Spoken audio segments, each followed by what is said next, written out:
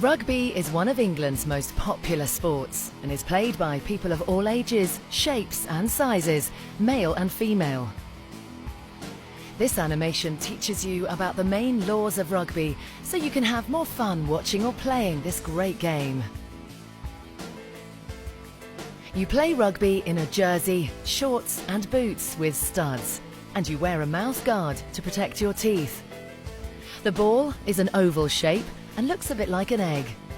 Because rugby originated in England, there are a lot of English expressions. There are two versions of rugby, rugby union and rugby league. This film is about rugby union, the most popular version of rugby around the world. The rugby pitch is about the same size as a football pitch. On the pitch, there are a number of lines. We start from the halfway line. From this line, the game is started or restarted after a score. Next is the 10-metre line. After the kick-off, the ball must cross this line. Then there is the 22-metre line. Next is the try line. Behind this line, you can score a try by touching the ball down. On the try line are the rugby posts, 2 vertical posts and a crossbar. The last line is the dead ball line and marks the end of the field. On the sides, you find the 5 metres line and the 15 metres line. During a line out, the players must stay between these lines. A game is 2 halves of 40 minutes and has a half-time break of about 10 minutes. A rugby team has 15 players. 8 of them are called the forwards. These guys form the scrum and line-out and do the more heavy work. Next you have 7 players called the backs, and they do most of the fast running. The scrum half connects the forwards and the backs. The last man is the full-back. You play rugby with your hands and feet. Most of the time you carry the ball in your hands. But rugby is a team sport, so you pass the ball to your teammates. When you pass, you are only allowed to pass backwards. You do this mainly by an underhand throw across the body. But if you wish to, you can pass overhand too. You may pass as much as you want. If you decide to kick the ball, you may do so, usually to gain territory.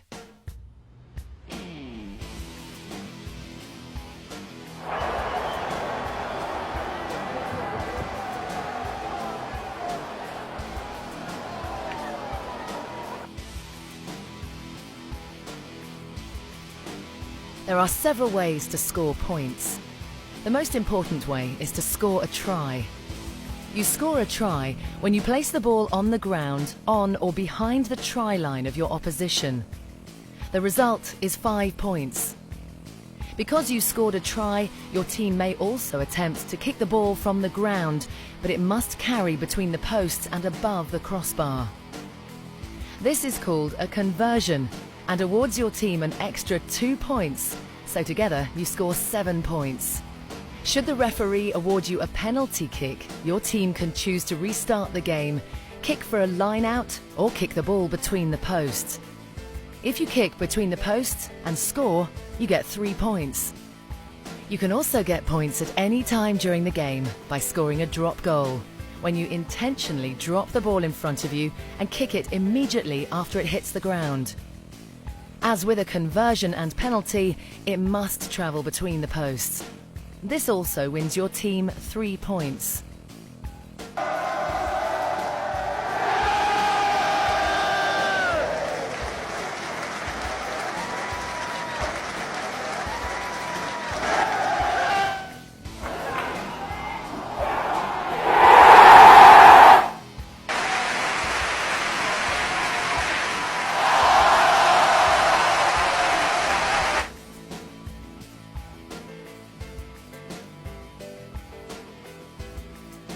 Suppose you throw the ball forwards, or you drop the ball and it bounces forward. In both cases, the referee will decide that a scrum must be formed. A scrum is a restart after a foul, where the ball travels forward from the hand. The forwards of both teams set in a specific formation and set against each other, like you can see in this view from above.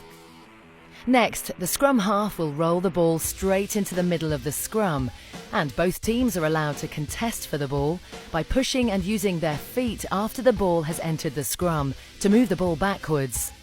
While the ball is in the scrum, you are not allowed to touch it with your hands. When the ball comes out of the scrum, it is usually the scrum half who will pass it to one of the waiting players, and the next attack will start.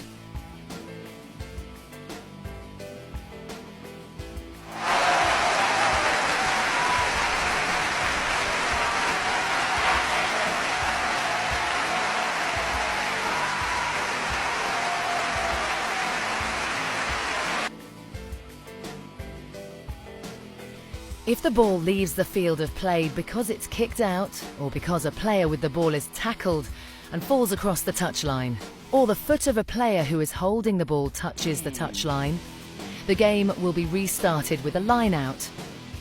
To form a line-out, the forwards of both teams will stand in separate lines between the 5 and 15-metre lines. Next, the ball will be thrown straight in between the two lines by the team in possession.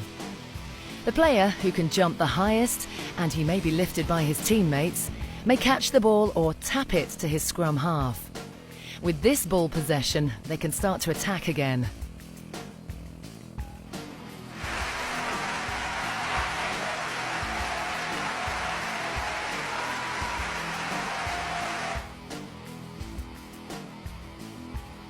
The unique thing about rugby is that you can stop players by tackling, but can only tackle a player who is in possession of the ball. You're only allowed to use your hands, arms and body. You can grab the man with the ball everywhere except his neck and head. You are not allowed to kick him or tackle him while he's in the air. If you do, the referee will send you off the field immediately by issuing a yellow or red card. The most common way to tackle is using the shoulder and arms, targeting an opposition player below the waist so he falls to the ground.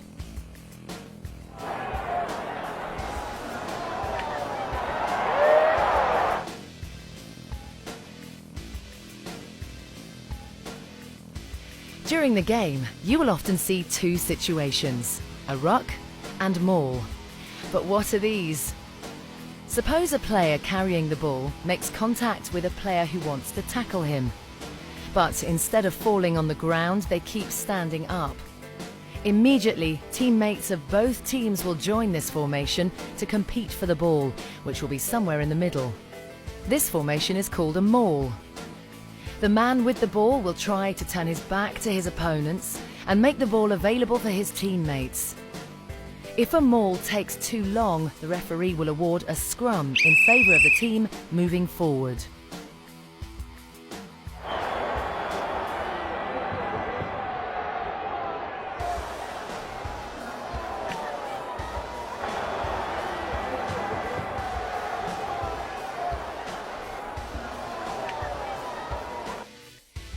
A ruck is formed after the man with the ball is tackled and the players fall on the ground. During this situation, two very important rules come into play. The man who made the tackle must let go of the tackled player, and the man who is tackled must release the ball immediately. Players of both teams will bind as a unit with each other over the ball group and compete to win the ball with their feet and pushing back the opposing players.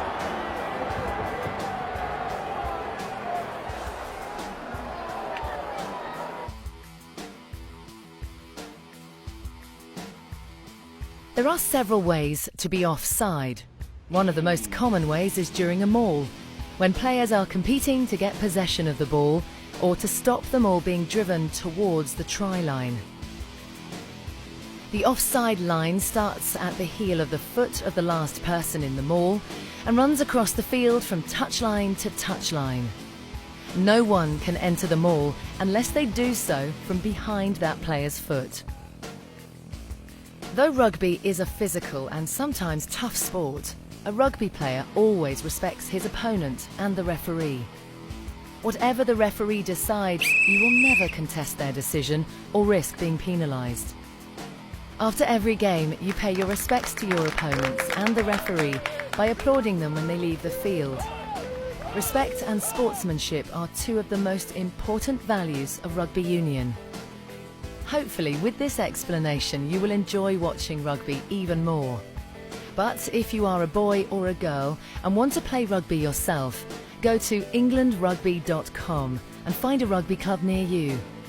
It's possible to start playing rugby whether you're 5, 15, 25 or 35. It's fun for all ages. Your local club will train you to become a rugby player so you can play safe and ensure you enjoy this fantastic game.